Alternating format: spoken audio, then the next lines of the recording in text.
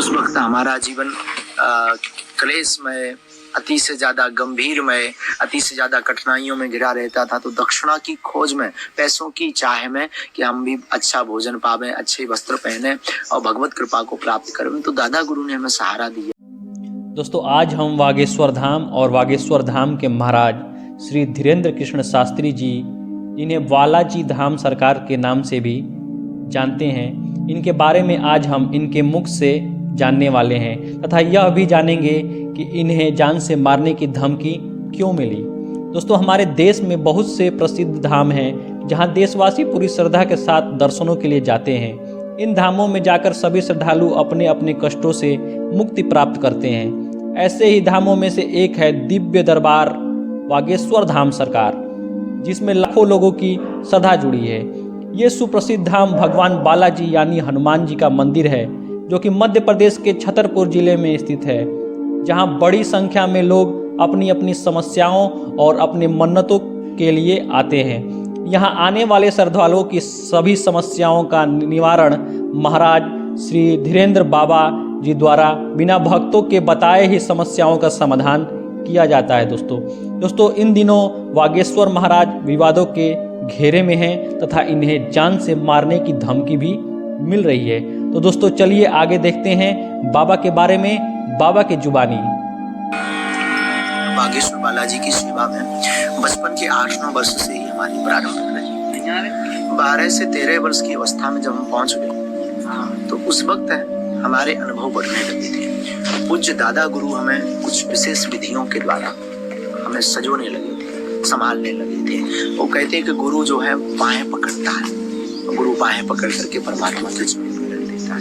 तो हमारे गुरुदेव ने, दादा गुरु ने, पूज्य दादा गुरु ने हमारी बाहें को पकड़ करके बागेश्वर महादेव, बागेश्वर बालाजी के चरण में 12 वर्ष की अवस्था में, तो जब उस वक्त हमारा जीवन क्लेशमय, अति से ज्यादा गंभीरमय, अति से ज्यादा कठिनाइयों में घिरा रहता था। तो दक्षिणा की खोज में, पैसों की चाह में कि हम भी अच्छा भोजन पावें, अच्छे वस्त्र पहने और भगवत कृपा को प्राप्त करें, तो दादा गुरु ने हमें सहारा दिया और कहा, इस संसार में शिवा परमात्मा के तुम्हें कोई आगे नहीं ले जा सकता।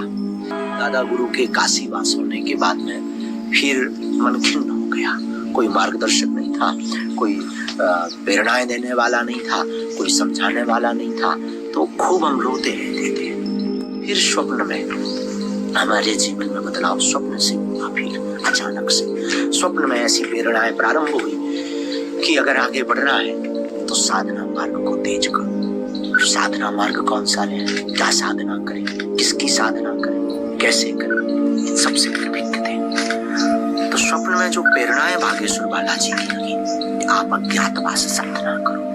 अज्ञातवास साधना से ही संसार की कठिनाइयों को पार करके आप लोगों के जीवन में एक ऊर्जा, एक प्रकाश प्रकाशित कर सकते हो। इस भावना का मन में 2-3 बार स्वप्न, एक आध बार का स्वप्न हमारे मन में लगा कि मन की कोई तरंग होगी, मन का कोई भाव होगा, भ्रम होगा। माता जी को हमने बताया, पिताजी को भी बताया। पिताजी हमारे फिर काम थोड़ा देखने लगे थे, पूर्णतया स्वस्थ थे, काम धाम भी देखने लगे। तो माता पिताजी ने कहा कुछ नहीं, स्वप्न है, आते रहते हैं। कहा फिर लगातार दूसरी बार आया, अज्ञातवास करो। फिर तीसरी बार आया, अज्ञातवास करो। अब वो अज्ञातवास से हम अनभिज्ञ थे। अज्ञातवास है क्या? खोज की तो पांडवों का अज्ञातवास हमने पढ़ा। पांडवों ने अज्ञातवास की साधना की, अज्ञातवास में अज्ञातवास से ही उन्होंने जो है महाभारत जैसे स्वर पर विजय प्राप्त की। हम समझ गए ये प्रेरणा यहाँ है। बौद्धिक बल दादा गुरु के कारण जो है थोड़ी मोड़ी उनकी कृपा प्रसाद से बुद्धि खुली थी। तो हम समझ गए कि इस अज्ञातवास की साधना से संसार रूपी महाभारत से हम जीत तो नहीं सकते, पर महाभारत में खड़े होने लायक शायद ये अज्ञातवास बना सकता है। उसी अज्ञातवास के बीच में हमें अपने पूज्य सदगुरु भगवान, जो हमारे वंशीय गुरु थे, जिनके ऊपर दादा की ऊपर भी कृपा थी, जिन गुरु की, सदगुरु सन्यासी बाबा, उनकी प्रेरणाएं, अब उसे एक दृष्टि से प्रत्यक्षीकरण, एक दृष्टि से उनका अनुभव, एक दृष्टि से उनका साक्षात्कार, एक दृष्टि से उनकी प्रीति चरणों में हमारी प्रीति और उनका अभय आशीर्वाद हम पर उसी अज्ञातवास में गया।